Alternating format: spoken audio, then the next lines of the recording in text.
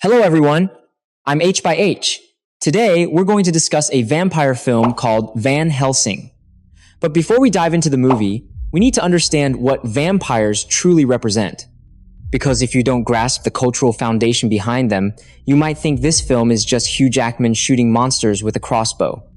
But in reality, the vampire image has carried centuries of European fears and anxieties from the very beginning.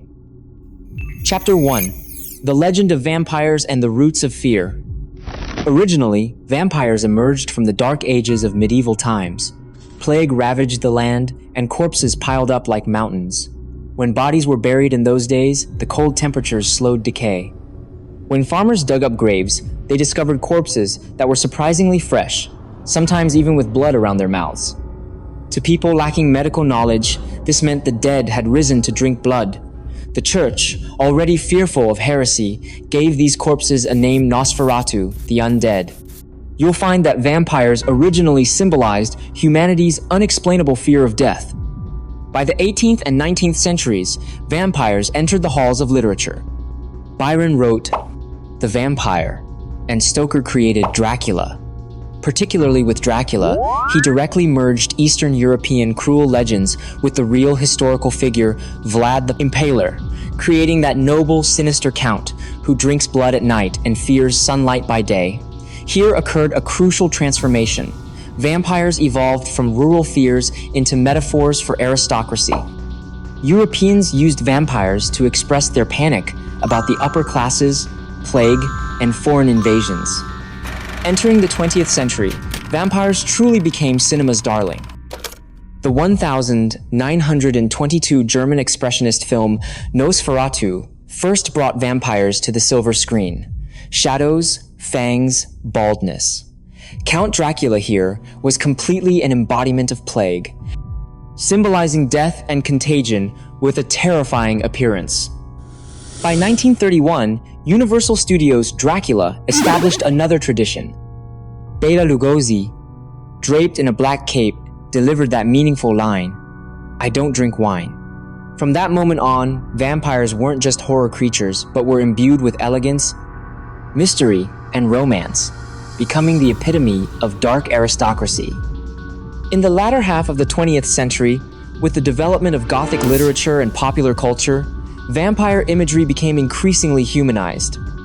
Anne Rice's novel adaptation, Interview with the Vampire, 1994, portrayed them as beings with internal struggles and profound loneliness, both predators and cursed tragic figures. Entering the 21st century, this romanticization trend went even further. The Twilight series completely transformed vampires into youth idols, sparkling, handsome, closely tied to romance, thus attracting vast numbers of young audiences. From Nosferatu's monster to Lugosi's aristocrat, then to Interview with the Vampire's tragic figure, and finally to Twilight's idol. Vampires have continuously evolved throughout a century of cinematic journey, from terrifying outcasts to romantic fantasies, then becoming symbols and idols in cultural consumption. So vampires are the most enduring monster image in film history. They can be corpse monsters or romantic aristocrats. They represent both death and desire. They inspire both fear and fascination. Honestly, what teenager hasn't fantasized about becoming a vampire? Immortal, a hunter in the night, both dangerous and alluring. What I personally love most is the style in Van Helsing, both elegant and terrifying. Dracula can waltz gracefully in his robes, then reveal bloody fangs the next second. Director Stephen Sommers wanted to push this dangerous elegance to its extreme, placing the vampire on a grander Gothic stage, making him both aristocrat and monster, both symbol of desire and embodiment of death. Understanding this, when you watch Van Helsing, you'll discover it's not just a popcorn action film, but a Gothic allegory about life and immortality. Chapter 2, Frankenstein's Monster, the line between life and death. The film opens with a black and white sequence. The grainy film texture instantly transports viewers back to the 19th century, an era where science and superstition intertwined. In the castle, Dr. Frankenstein conducts his mad experiment: lightning, chains, windmills, accompanied by deafening roars as he successfully makes the stitched corpse open its eyes. In that moment, science challenged death, and terrifyingly, once death can be overcome, The boundary between life and death is no longer sacred.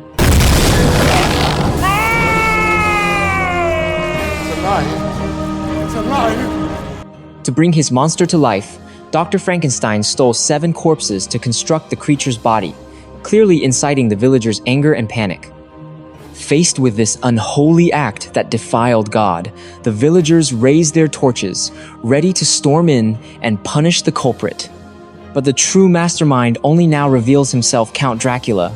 He appears ghost-like in the laboratory, speaking softly yet with cutting words. It turns out he funded this experiment while concealing his true purpose from the doctor. When Dracula reveals his plan to the doctor appears deeply regretful, clearly seeing a future that would terrify all living beings. The doctor tries to stop it, wanting to escape with his child, but it's too late. When the doctor attempts to resist, Dracula ruthlessly kills Dr. Frankenstein. The angry monster roars his father has been murdered. Though newborn, the creature possesses superhuman strength, directly hurling Dracula into the fire. Flames scatter, yet the Count rises from the fire unharmed, smoothing his hair as wounds instantly heal. In that moment, audiences first witness directly. Conventional fire and steel are utterly useless against him. The villagers' torches arrive then, chasing the monster and setting the windmill ablaze along the way. The windmill burns fiercely, illuminating the night sky as if to reduce all evil to ashes. But the truth is, flames only consumed wood and gears. The monster disappears into the flames, carrying the doctor's body, while Dracula and his brides can only watch helplessly as the hope of their grand plan is consumed by fire. This black and white prologue establishes the entire film's tone, the conflict between science and faith, the transgression of boundaries between life and death. Dracula seems to have higher aspirations. He's not simply bloodthirsty, but an ambitious, goal-oriented, calculating villain. Elegance and terror coexist. This is the most fascinating vampire. Chapter 3, The Hunter and the Princess. The black and white prologue ends, and the scene returns to color. The bells of Notre Dame thunder through the night as a shadowy figure battles something in the darkness. It's Mr. Hyde. The trenchcoat hunter, with cold eyes, wields a crossbow gun, his movements clean and precise. After several rounds of clashing blades and fangs, sparks flying, the hunter's masterful skills end the battle. Hyde plummets from the heights, taking his final howl with him. Police whistles and gunshots follow, but Van Helsing shakes off his pursuers and vanishes into the night. He's no ordinary hunter, but a secret agent of the Vatican, the 19th century's James Bond, backed by an entire weapons development workshop. Repeating crossbows, holy water bombs, spinning blades technology blends with religious atmosphere, making him both mysterious and dangerous. In the dimly candlelit hall, the talkative monk Carl acts like a quartermaster, showcasing the latest weapons one by one. They carry not only the coldness of steel, but the fire of faith. Van Helsing accepts his new mission: travel to Transylvania and help Anna completely destroy Dracula. Anna's family seems to have intricate connections to Van Helsing's past, and he has an intuition that this mission might help him recover his lost memories. The journey is long. Snow-capped mountains stretch endlessly as the carriage rolls over ice, wheels creaking and groaning as if pressing on the audience's hearts. When they finally reach Transylvania, a cold atmosphere shrouds the town. The villagers have long lived in fear of the vampire threat, clutching torches and crosses, both prayer and protection. When Van Helsing steps into the square, the tension suddenly intensifies. Some treat him as a foreign invader, accusing him of bringing new disasters to the town. In this standoff, Anna appears. She coldly examines Van Helsing, questioning his identity. Just then, 3 vampire brides swoop down from above, their laughter sharp and piercing, skirts billowing like fallen angels. They haven't appeared without reason. They've come specifically to hunt Anna, the last human descendant of the Hunter family, aside from Anna's brother, who has become a werewolf. The square instantly descends into chaos as villagers scream and scatter, torches falling to the ground, blood mist and sparks intertwining in the air. Anna tries to resist, but her opponents are too strong. She's almost immediately overwhelmed. Van Helsing emerges from the crowd, his crossbow bolt cutting through the air and piercing a wing. The wound that should have been ineffective burns with holy water, flames blooming in the air as the bride lets out a heart-wrenching scream. More crucially, the other two vampire brides suddenly sense their companion's death. Their screams echo through the night sky, mixing anger with anguish. Anna manages to escape in the chaos, only realizing as she catches her breath that this mysterious hunter is no ordinary human. He can actually kill vampires. When the square returns to deadly silence, the hunter and princess stand together amid blood and ash. Trust hasn't been fully established, but at least they know the person before them won't shoot them in the back. As for Dracula's threat, the tragedy of her werewolf brother and darker truths all await their gradual unveiling. Chapter 4: The Monster's Feast. Under the crushing night, footsteps suddenly echo in Anna's mansion. It's her brother Velkan. He appears dazed, seeming to want to tell his sister something, but before words can leave his mouth, moonlight streams through the window onto him. With a cry of pain, bones twist rapidly beneath his skin, muscles swell, and claws emerge. He transforms completely before his sister's eyes, becoming a werewolf. His low growl shatters the window panes as he leaps out, disappearing into the dark forest. Van Helsing and Anna pursue him closely. Van Helsing tries to shoot the werewolf, but Anna stops him. That's her own brother, and she cannot bear to watch her last remaining family member die. Van Helsing and Anna argue. Both carry pasts unlike ordinary people, and perhaps in this similar emotional burden, trust and love begin to sprout. They continue the chase through the cold, shadowy forest until a sinister castle comes into view. Thousands of cocoons hang suspended in midair, transparent shells containing writhing shadows. Massive electrical arms slowly descend, cables crisscrossing like a network of death. These are Dracula's stillborn children, and they roughly guess his purpose to bring his offspring to life in the mortal world. Meanwhile, Velkan has been captured and controlled by Dracula, tightly bound to the electrical apparatus. He's being used as an experimental subject to try to revive Dracula's dead children. The last to suffer such torment was his father. Igor's laughter echoes through the hall as he throws the switch. Thunder crashes down, electricity conducting from Velkan's body directly into the cocoons. Instantly, the entire hall ignites like a hellish hive, embryos convulsing and struggling in their sacs as if trying to break free.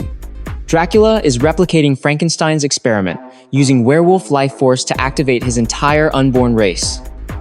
The newly born vampire children fly toward the village as the brides rejoice. This is the devil's carnival, hell on earth. The vast castle seems to fall silent in an instant, and in this quietude, Dracula appears. He emerges from the shadows, his steps elegant, expression cold, facing Van Helsing directly for the first time. The hunter raises his cross, trying to suppress his opponent with the holy relic. However, Dracula only lets out a low laugh, his gaze full of mockery and amusement. The sacred object proves almost ineffective against this count, and from Dracula's words, it seems he has known Van Helsing for a long time. They apparently share some history. Van Helsing is deeply confused, but this is clearly not the time for questions. Facing this terrible enemy, Van Helsing discovers he's completely powerless and must retreat to plan anew. Anna also tries to save her brother, but unfortunately, he has become a werewolf. Recognizing no family reluctantly, she too must find a way to escape. On the other side, the death of the vampire children draws Dracula's attention, giving Van Helsing a chance to escape. The brief revival lasts only a short time before the vampire children explode one by one, all embryos perishing, their remains scattered across the floor. The air fills with a smell of burning and decay, as if death itself rejects this attempt to violate nature. The brides are overcome with grief, as Dracula coldly commands the werewolf kill Van Helsing and Anna. Meanwhile, Anna and Van Helsing, having just escaped, unexpectedly encounter Frankenstein's monster. From their conversation, they learn that Dracula needs it to fully revive his children. Everyone else was just an inadequate substitute. Learning this, Anna immediately wants to kill it, but Van Helsing disagrees. He states that he exists to destroy evil, but in this creature's eyes, he sees no evil. They disagree on how to handle the monster, with Van Helsing planning to take it to Rome. The monk discovers the secret of the wall paintings. They show werewolves and vampires locked in mortal combat, but none yet understand what this means. This night, everyone's fate is drawn into the same vortex. Anna's brother becomes a werewolf, controlled by vampires and no longer free. Van Helsing feels powerless against evil for the first time. The monster becomes a key piece on the chessboard. Under the illumination of lightning and flames, Dracula's elegant yet terrifying figure looms like a shadow over everyone's hearts. After dawn breaks, the group immediately sets out to escort Frankenstein's monster to Rome. The carriage races through mountain valleys, chains clanging in the wagon as they travel day and night, from daylight to dusk, but the night won't let them go. As the last ray of sunlight disappears from the horizon, the wind picks up sharply, and Van Helsing senses danger lurking in the darkness. Two vampire brides dive down from the night sky. They've come for the monster, their hope for reviving their children. In the melee, the carriage falls off a cliff. The bride immediately rushes to save the creature. It's all the hope they have for their children's revival, but they underestimate Van Helsing. The carriage is a decoy. It contains no creature, only a trap filled with silver stakes. Another vampire bride perishes. But danger hasn't passed. On another carriage, the werewolf pursues relentlessly. The group tries to drive off the werewolf with flames, and in the chaos, Van Helsing and the werewolf fall from the carriage. Van Helsing successfully inflicts fatal wounds on the werewolf, but unfortunately, he's also bitten. To make matters worse, Anna is captured, and the vampires leave a message. Midnight masquerade ball, trade the monster for Anna. But Van Helsing won't trade life for life. He knocks out the creature, leaves it in a cemetery, then prepares to rescue Anna with the monk Karl. Chapter 5. Masquerade Ball, Trap and Sunlight. Night falls over Budapest as palace lights flicker to life one by one. Strings build in layers while crystal chandeliers illuminate the hall like daylight. Masks, gowns, laughter, perfume. The crowd spins in a golden whirlpool, but Anna's smile is frozen. She stands like prey on display, her steps guided by the music, her palms damp with sweat. Dracula extends his hand to her waist, drawing her into the dance. Each turn tightens like a spider's web. Closing in the splendor is mere disguise, fangs hidden behind courtesy. Van Helsing and Karl slip into the crowd in formal wear and masks. Van Helsing climbs to the inner gallery, using the shadows of pillars to survey the scene below. Seeing Anna about to be turned by Dracula, Van Helsing thinks quickly and hits the performers to spray flames at Dracula's back, rescuing Anna in the chaos. But what he hadn't expected was that Frankenstein's monster, whom he had hidden away, has already been captured by Dracula's servants. The creature is chained to an iron frame with heavy links, his face pale, his chest rising and falling with green core like an offering laid upon an altar. Dracula makes no effort to hide his intentions. This ball is a trap, designed to catch all unwelcome guests in one net. When the strings reach their highest note, the vampires drop their disguise. Fangs emerge from behind smiles, masks slip away layer by layer, and the crowd suddenly closes in from all directions toward the center. Van Helsing hesitates no more, leaping down from the gallery as Karl finds out how to use their secret weapon carried all this way. More and more vampires gather. At that moment, the metal sphere ignites. The sun bomb bursts in the air, blindingly white, as if the blazing noon sun had been stuffed directly through the ceiling. Rows of vampires shriek, catch fire, and turn to ash in the light. They burst through the cold river into Budapest's night, explosions and collapse still echoing behind them. But victory is only surface deep. This night, Anna was rescued, but the decisive key has been taken. Chapter 6. Family Secrets and the Final Showdown. Van Helsing had tried to use the church's power to rescue Frankenstein's monster, but the church's cold ruthlessness left him completely disheartened. Good or evil, anything deemed a monster would be treated as an abomination and destroyed. Such heartlessness ignited Van Helsing's fury and awakened the wild nature lurking within him. The werewolf curse's power draws ever closer, and Anna and Karl are deeply worried, for the first full moon approaches. He will lose all human reason and sanity only by finding the antidote. While still lucid, can he save the monster and stop Dracula's evil plot? The three race through the night to Dracula's castle, only to find it empty. The Count has fled with his followers. Anna can't help but smile bitterly. It feels like returning to the factory after New Year's to find the boss has already run off with all the money. But what's truly puzzling is, where is Dracula's real stronghold hidden? Fortunately, Karl's mind is sharp as silk. In the ancient ruins of Anna's family estate, he discovers a shocking secret. Dracula is actually the blood son of Anna's ancestor, the old knight Valerius. This traitorous offspring made an evil pact with the devil after death, transforming into an undead vampire lord.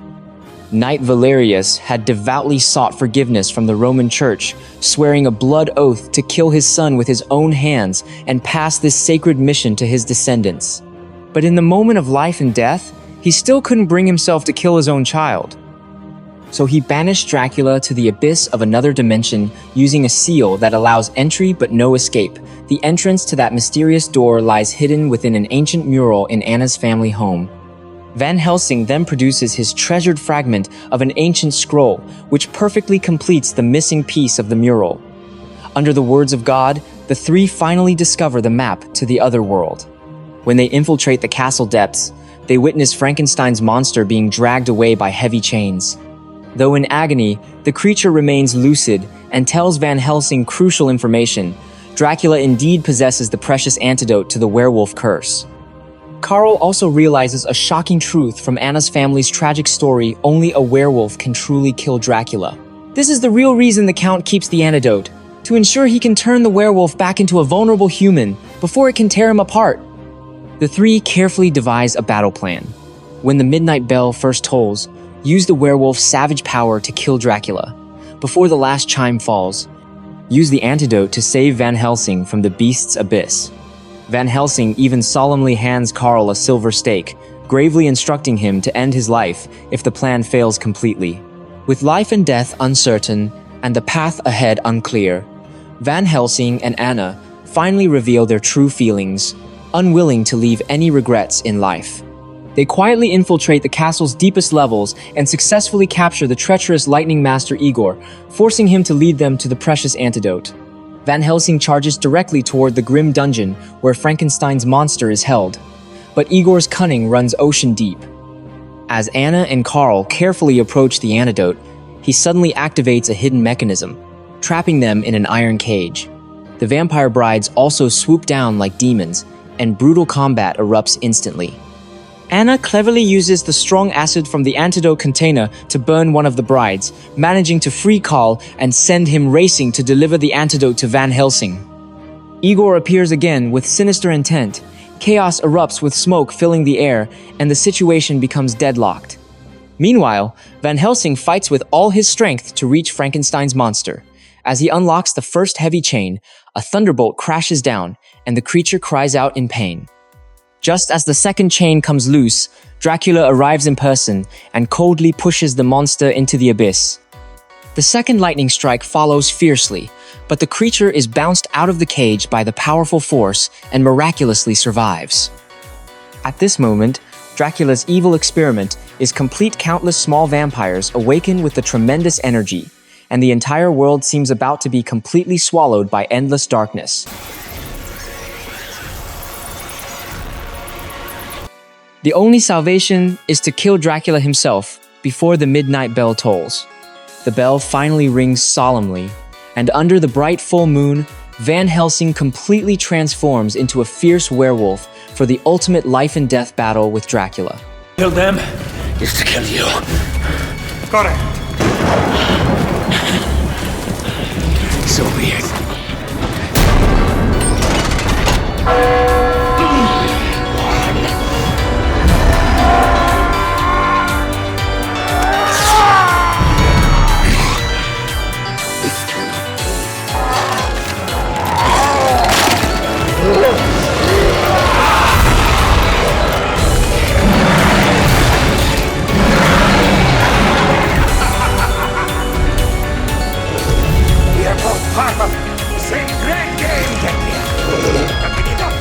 On opposite sides of the board.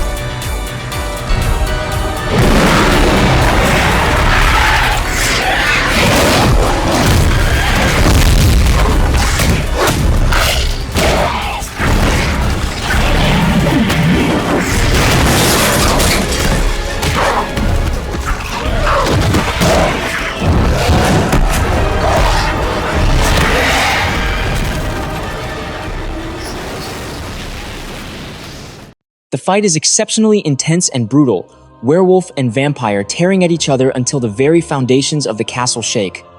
Just as Van Helsing gains clear advantage, thick clouds cover the bright moon, and he instantly returns to vulnerable human form.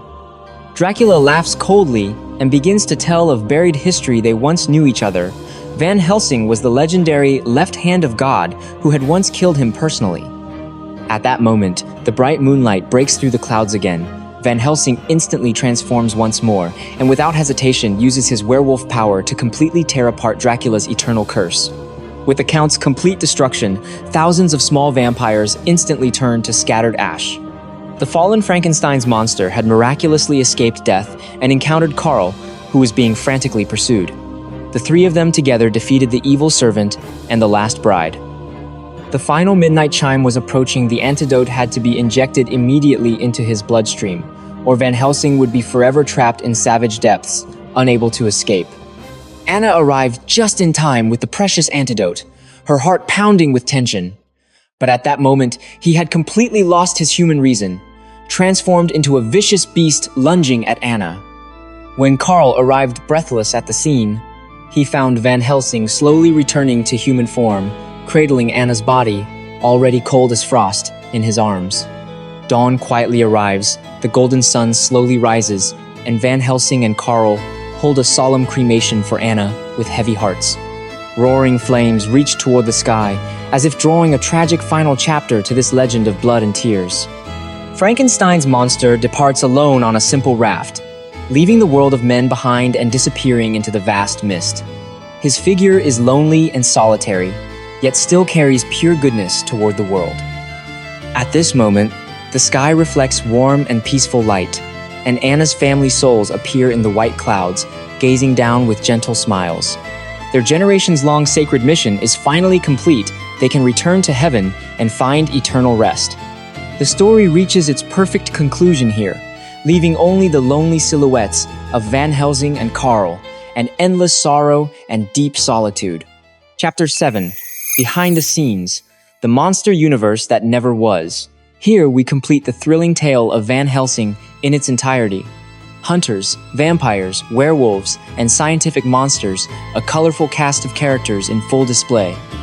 But beyond the film's light and shadow lies an even more fascinating behind-the-scenes story. The director and producer's ambitious dream to use Van Helsing as the foundation for creating an entire magnificent monster universe. The film's director was the talented Stephen Sommers. Most audiences know him best for his popular Mummy series. By then, he had already proven his ability to transform classic monster characters into thrilling, entertaining action blockbusters.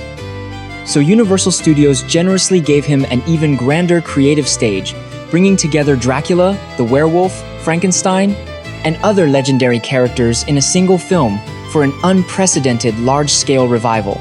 It's no exaggeration to say that Van Helsing was Universal's ambitious early prototype of an Avengers-style universe. In the original grand plan, if the film achieved massive success, there would be various spin-off series and even multiple sequel films, gradually bringing more classic monster characters into this universe. The mysterious mummy, the eerie invisible man, the terrifying half-human beasts, all were ready and waiting for their grand debut. You could clearly see the director's true ambition and passion. He wanted audiences worldwide to witness a magnificent monster universe where various classic characters would clash and collide on one vast map.